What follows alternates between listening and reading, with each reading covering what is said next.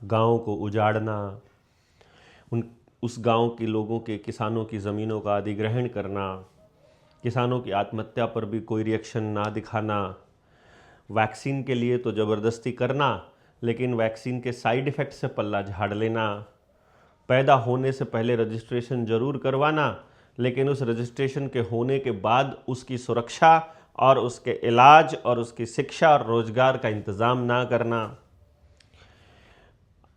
लोगों की आत्महत्याओं पर चुप रहना, बिजनेस खत्म होने पर चुप रहना, बाजार को जानबूझकर समाप्त करना, सामाजिक ढांचे को बिगाड़ना, नए नए गलत कानून लेकर आना, सारी ज़मीनों को प्राइवेट कंपनियों को बेचना, हेल भेल सेल रेल इन सब की बर्बादी करना, कॉरपोरेशंस के हाथ में बिजली को दे देना, पानी का अधिकार भी कंपनियों को देना, बल्कि उनके लिए नदियाँ और डैम उपलब्ध करवाना, खराब जो केमिकल वाला पानी है उसकी रिवर्स बोरिंग करके हमारे अंडरग्राउंड पानी को खराब करना, बीजों के ऊपर नियंत्रण करने के लिए हाइब्रिड बीज लेकर आना, खेतों के अंदर रसायन डालकर हम सब लोगों को कैंसर देना, हमारे बच्चों के ऊपर लाठियाँ बांधना, एक करप्शन वाला माहौल हमारे बच्चों को देना, ये सब काम आपका नेता कर रहा है। उस नेता को विधानसभा, लोकसभा, राज्यसभा तक लेकर जाने में कॉरपोरेट्स मदद करते हैं तो वो आपके लिए कभी काम नहीं करेगा। आपको उनसे काम करवाना कैसे है ये आपको कोई नहीं बताएगा।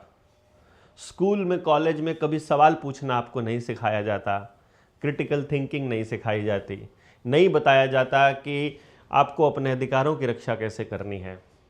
हमको थर्ड वर्ल्ड के जैसे उन्होंने घोषित किया हुआ है और उसको थर्ड वर्ल्ड के जैसे ट्रीट करना, ये उनके प्रोपेगेंडा का बड़ा हिस्सा है। आपकी ज़मीनें उनको चाहिए क्योंकि यही वो एरिया है, सिंधु घाटी के आसपास का एरिया और हिमालय के आसपास का एरिया, इधर से अरावली, इधर से हिमालय, ये सारा का सारा एरिया हम सब लोगों की सुरक्षा सुनिश्चित करता है। मौसम सारे तरह के हैं, धूप भरपूर है, शुद्ध हवा है, जंगल है, वनस्पति है, पानी है, जिसकी वजह से घनी आबादी के लिए यहाँ अनाज उत्पन्न हो सकता है। तो ये उपजाऊ ज़मीन वो किसी भी कीमत पर नहीं छोड़ना चाहते। भारत के उत्तरी भाग को छोड़ दें अगर, पहाड़ी क्षेत्र को, तो पीछे पठार वाला जो एरिया आता है, मध्य प्रदेश और आगे का एरिया, वहाँ पर ज़मीन पथरीली है। महाराष्ट्र का एरिया भी देख लेंगे, उधर भी देखेंगे। और जो ज़मीन उपजाऊ है वहाँ आदिवासी रहते ही हैं। आदिवासियों को सुप्रीम कोर्ट कह रही है कि ये ट्रेसपासर्स हैं, क्योंकि सुप्रीम कोर्ट में आदिवासियों के नुमाइंदे ने लिख करके दिया है, जो जिनको आपने एमएलए बनाया, जिनको आपने मुख्यमंत्री बनाया, राष्ट्रपति बनाया, द्रौपदी मुर्मू के जैसे, वही लोग लिख करके दे रहे हैं सुप्रीम कोर्ट को, और सुप्रीम कोर्ट फिर कह रही है कि ठीक है, इनको यहाँ से बेदखल करो। जबकि मालूम है सुप्रीम कोर्ट को कि असली मालिक आदिवासी है। असली मालिक को उसकी ज़मीन से बेदखल करने के लिए आप ही के बीच के नुमाइंदों को वहाँ बिठाया जाता है, क्योंकि हमने समाज और राजनीति को मिक्स कर दिया है। राजनीति करने वालों को समाज के हिसाब से चलना चाहिए था और समाज के लोगों को ऐसे लोगों को नेतृत्व देना चाहिए था जो निष्पक्ष होकर के सही के लिए बोल सके।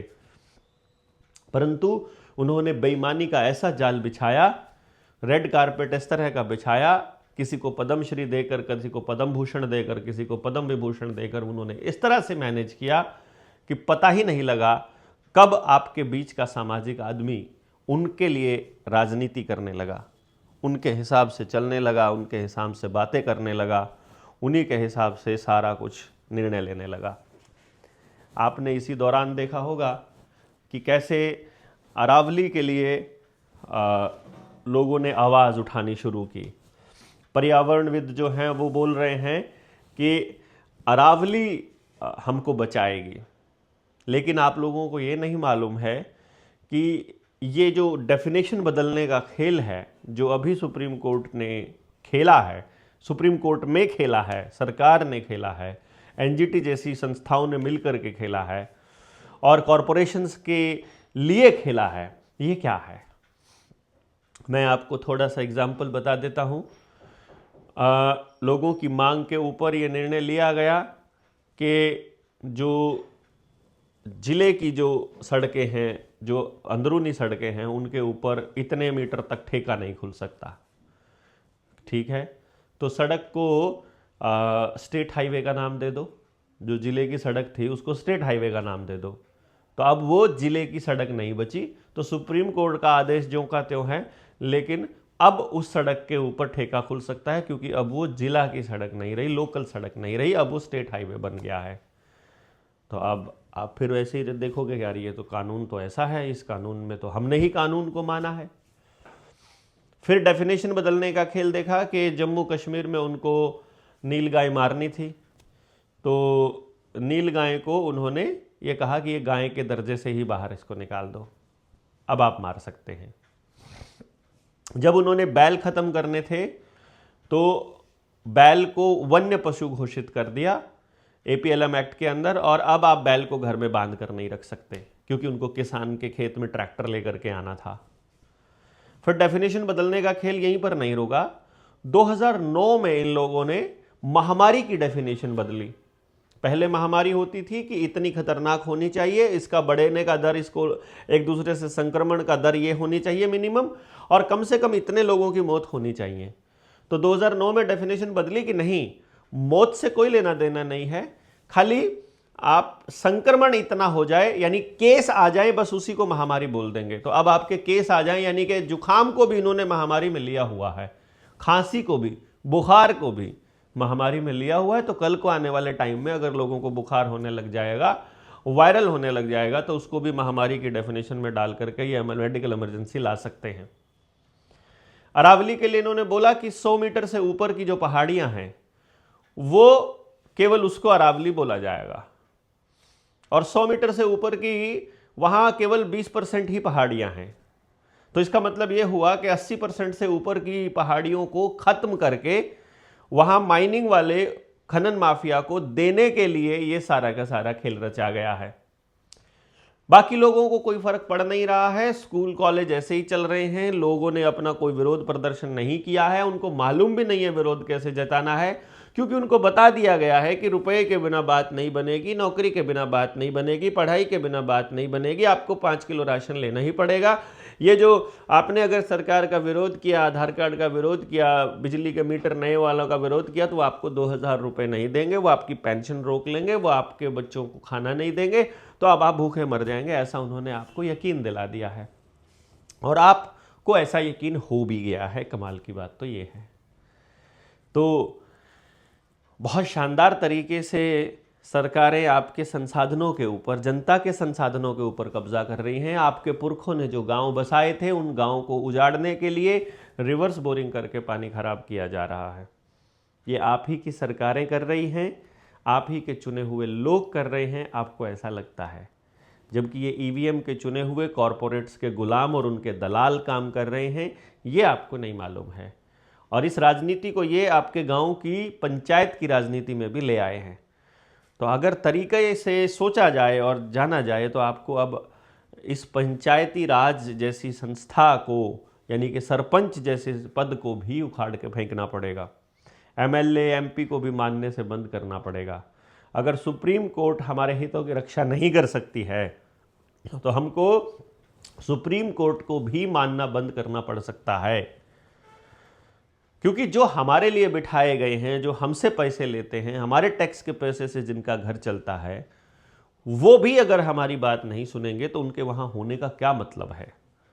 अगर एमएलए एमपी ने, अगर आपके जो चुने हुए प्रतिनिधि हैं, यानी कि पार्टियों के चुने हुए प्रतिनिधि हैं, अगर उन्होंने काम कॉरपोरेशंस के लिए करना है, तो आपके नुमाइंदे होने का क्या मतलब है। तो आपको अपने नुमाइंदे खड़े करने पड़ेंगे, और इसके लिए 19 से 21 दिसंबर तक हम लोग अपनी सहारनपुर में ट्रेनिंग कर रहे हैं। उसमें बल्कि आप आ सकते हैं 870-809 और 3536, यानी 870-809-3536, इस नंबर पर व्हाट्सएप करके आप ग्रुप में जुड़ के आप आ सकते हैं उस ट्रेनिंग में।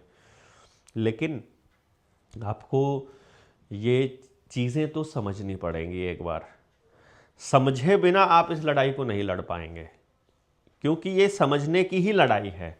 और यदि आप लोगों को किसी ने बरगला दिया कि आप संगठित हो जाइए, संगठित होकर करना क्या है, अगर ये नहीं मालूम है तो संगठित होकर क्या करेंगे? यदि हम एक दूसरे को मतलब एक दूसरे को कचोटने के लिए, उल्हाने देने के लिए, एक दूसरे को नीचा दिखाने के लिए ही काम करते रहेंगे तो इनसे कैसे लड़ पाएंगे? ये तो आपको छोड़ना पड़ेगा।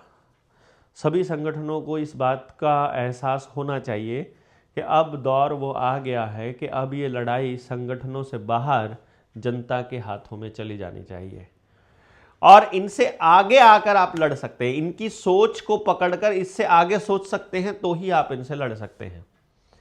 अगर आप इनकी क्रिया पे प्रतिक्रिया करते रहेंगे तो ये एक आदेश पारित कर देंगे, आप विरोध के लिए सड़क पर उतरोगे, विरोध करते हुए लाठियां बाजी जाएगी, आपके ऊपर देशद्रोह के मुकदमे कर दिए जाएंगे, 6 महीने के लिए आपको अंदर कर दिया जाएगा, 6 महीने में आप जिस आंदोलन को लीड कर रहे थे वो आंदोलन ठप हो जाएगा। ये पूरा का पूरा एक इन्होंने सिस्टम बनाया हुआ है। तो अरावली भी बचानी है, खेत भी बचाने हैं, गांव भी बचाने हैं, बच्चों के रोजगार का भी इंतजाम करना है, महंगाई से पीछा भी छुड़ाना है, कर्जे से पीछा भी छुड़ाना है। अपने सरकारी संस्थान, जो सामुदायिक संस्थान थे, जो सार्वजनिक संस्थान हमारे पुरखों ने बनाए थे, उनको बिकने से भी बचाना है। जो बेच दिए हैं वो वापस भी लाने हैं, गलत कानूनों को वापस करवाना है, या फिर अपने कानून बनाने की प्रक्रिया बनानी है। अपनी व्यवस्था बनाने के लिए आप लोगों को बैठ करके मंत्रणा में, विवाद में, इस संवाद में शामिल होना पड़ेगा।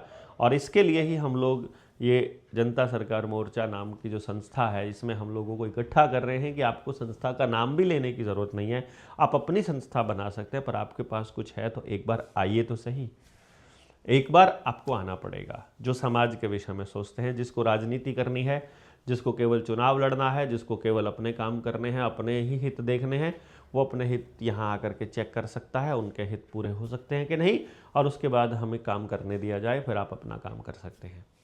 लेकिन इस बात को तो बहुत सोच समझ कर मैं कह रहा हूँ कि आप सब लोगों को, हम सब लोगों को मिल कर के ही इन सब से लड़ने का रास्ता मिल सकता है, यदि हम एक दूसरे को समझ पाए, एक दूसरे के साथ चल पाए।